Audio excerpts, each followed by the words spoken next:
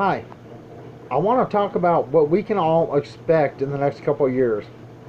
Now, we have already been told that 40% of all wheat globally comes from Russia and Ukraine.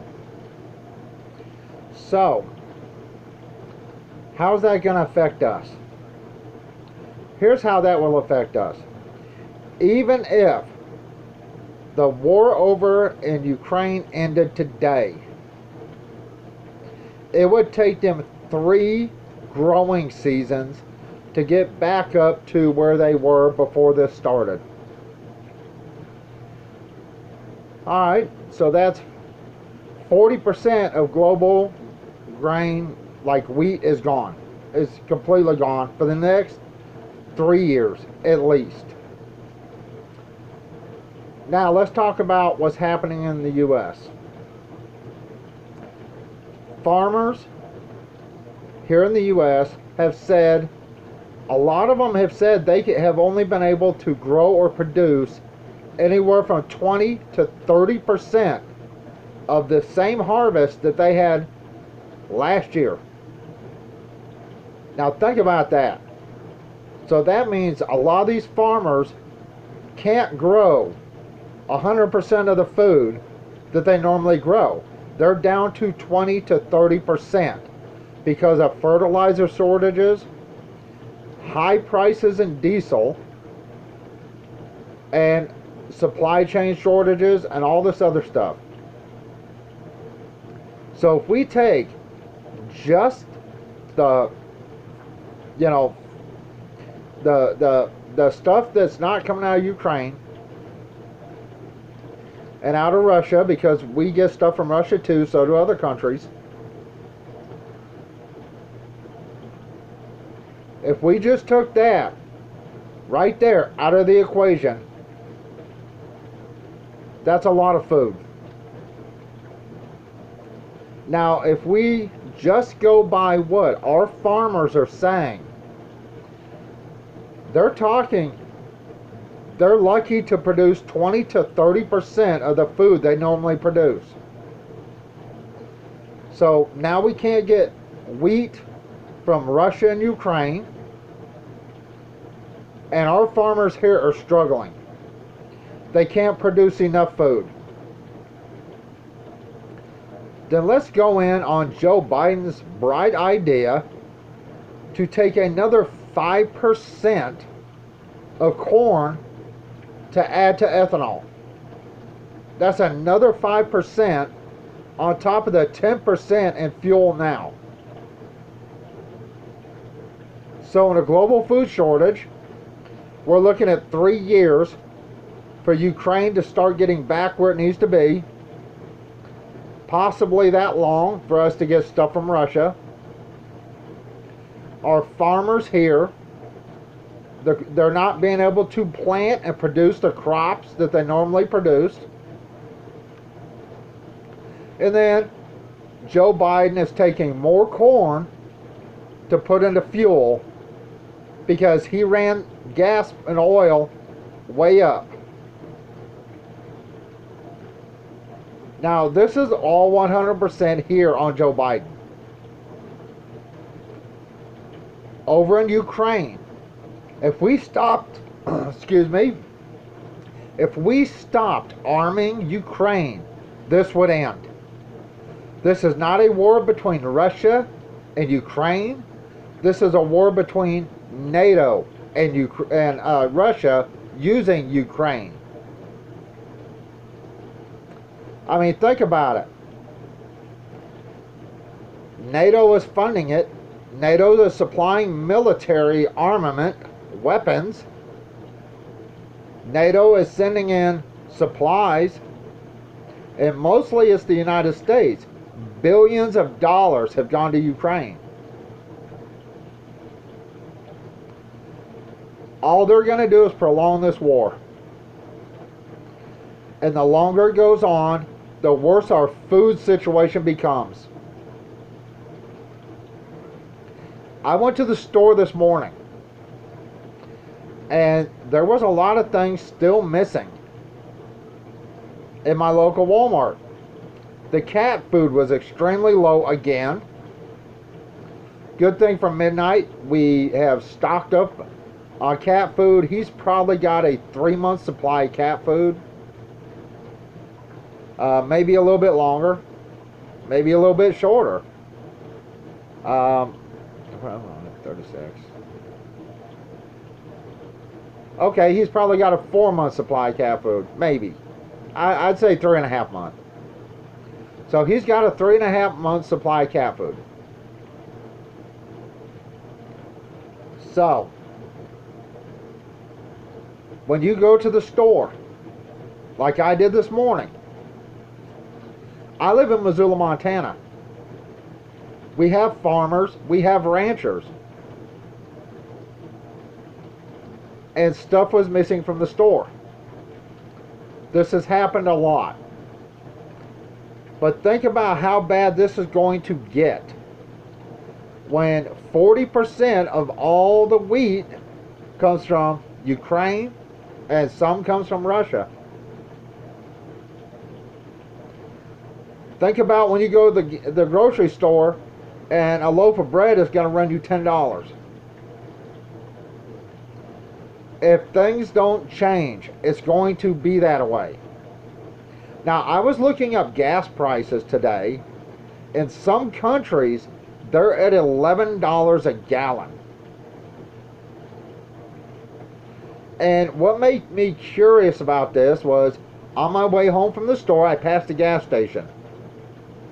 They had the listing for diesel, $5.99 and 9/10. Okay, whoever came up with this 9/10 bullshit, it's a scam. You cannot buy 1 gallon of gas and get 1/10 of a penny back. You can't do it. It's a scam. That will be $6 even.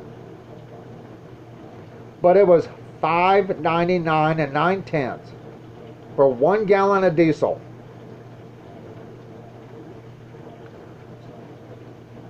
Fertilizer has gone way up.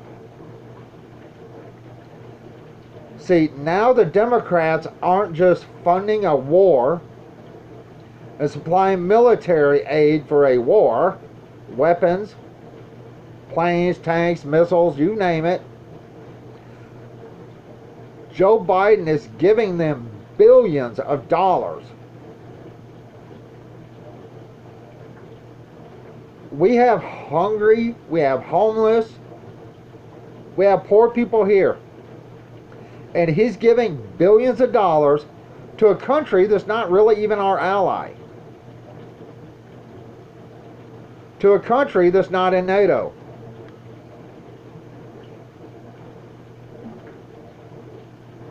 And the sad thing about NATO is they're worthless too.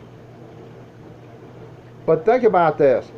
If our truck drivers cannot afford to deliver what little food we can produce and what little food we can get in, if they can't afford to deliver it, you're not going to get it.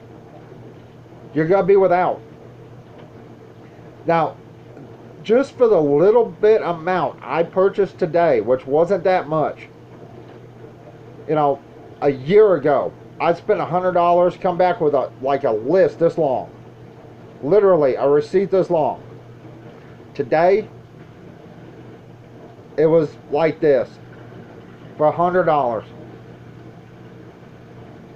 Inflation is killing all of us. You know, all this green policy BS is going to hurt every one of us. Places like California, they put all these green policies in place, but every year they have to get power from other states. And they still have blackouts, brownouts, every single year. The Democrats are trying to make the entire United States into California.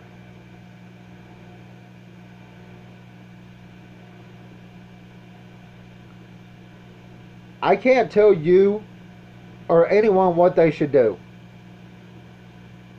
Pay attention though. I did talk about the food bank here in Missoula, Montana. I watched a story, and they were talking about, their own people had to try to drive trucks. Some shipments would come in, they couldn't unload it, they didn't have workers. Sometimes they wouldn't get a shipment at all. And then I just saw a story a couple days ago about the main food bank here in Montana. I believe it's in Helena.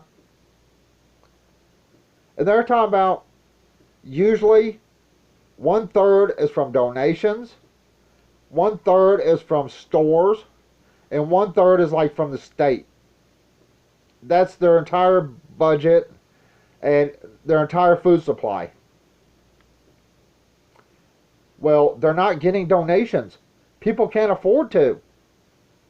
So they're down an entire 1/3 of their budget that they usually rely on to get people food. A lot of people are not going to take me serious. They're going to say, well, I went to the store and everything was okay. They had some food. Great, wonderful. This year was last year's harvest. Last year, think about it. Next year's this year's harvest. So the farmers can't plant. They don't have the money to buy fertilizer. They can't afford the diesel to run their equipment. Truck drivers are not delivering. Farms can't find people to work them. This is what you get when you want a socialist government and a socialist economy. You're going to get people starving. You're going to get people dying, and no one really cares.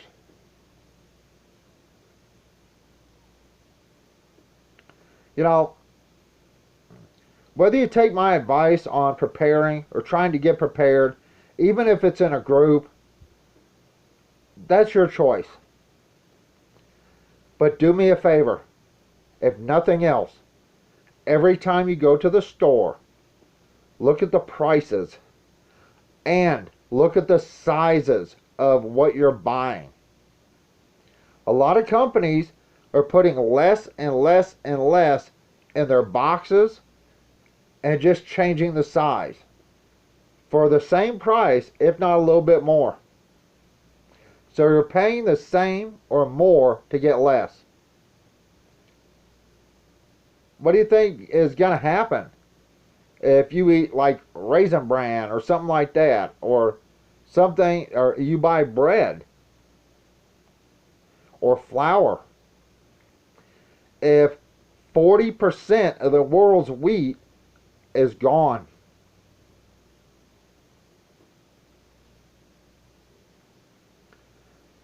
like I said, I don't ask people to subscribe to me, and for those that do watch my videos, thank you. I do not upload videos very often, especially now, because times are really, really tough. Another bill came in from my girlfriend's hospital stay, so we're paying on 3 bills right now, and we're still waiting on 1.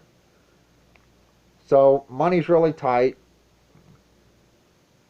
but I always try to figure out the best way to stretch that dollar, which is really hard to do right now. If prices just keep going up, up, up.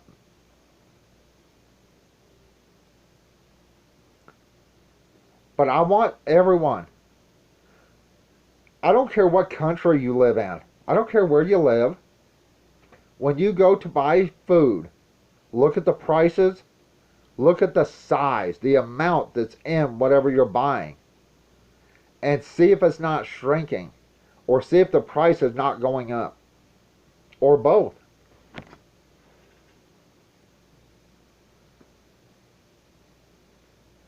I've given my advice on what people can do to try to get through this. You can take it or you can leave it. It's your choice. But understand that with gas prices going way up, diesel fuel going way up, fertilizer going way up, and this stupid ass war over in Ukraine that we're funding and we're supplying military aid to by sending weapons, that's going to make that last longer. And they're saying that no matter what, it will take them 3 growing seasons to get back up to where they need to be. That's not 1 year. That's 3. And then with an idiot like Biden in the White House taking corn to put it with more fuel, more corn with fuel, that's just taking more food away. And with their damn policies, raising prices at the grocery store and at the gas stations, what are you going to do? I don't have all the answers. No one does. The only person that can determine what's right for you is you. But believe me, if you think things are starting to get bad now, wait till next year. Because we're eating on last year's harvest. And if you watch the news and you read the newspapers and you check online about how these farmers can't grow the food because they can't get the fertilizer. Some places there's water shortages. They can't afford the diesel fuel to run their equipment, or they don't have workers. So they had to cut way back on growing food. If you don't think this is going to affect us for at least 3 years, think again. Because as long as gas prices, diesel is that high, farmers can't make a living. And they're not going to do it and go in the hole.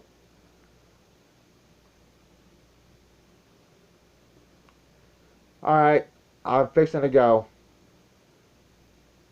I don't know what else to say except for do your own research. Don't believe me. Don't believe anybody online. Don't believe anybody on YouTube, Twitter, Facebook. Don't believe anyone. Check this stuff out for yourself and do your own research and see exactly what they're saying about the food shortages, about Biden, what Biden is doing with the corn, about the farmers saying they can only grow 20 to 30% of their crops. Do your own research. Then make a plan and follow through with that plan so you and your family have a way to survive next year, the year after, or the year after that. Alright, I'm fixing to go. Anyway, everyone have a good day. Bye.